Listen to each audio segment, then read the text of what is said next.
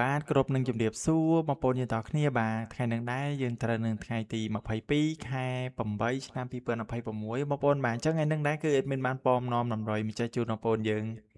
កំសាន្តឬរាល់ហើយបងប្អូនយើងទាំងអស់គ្នាបាទអញ្ចឹងយើងទៅមើលតម្រុយតែម្ដងទៅបងប្អូនបាទស្រាប់ថ្ងៃទី22ថ្ងៃហ្នឹងបងប្អូនបាទអញ្ចឹងស្រាប់ថ្ងៃទី21ហ្នឹងអេដមីនបានព្រីធីផលិតផលទេបងប្អូនបាទព្រោះអត់បានត្រូវបងប្អូនយើងបាទចឹងម្សិលមិញថ្ងៃទី21ហ្នឹងគឺយើងមេញ៉ាំស្អាតតែម្ដងណាតម្រុយយើងបងប្អូនបាទ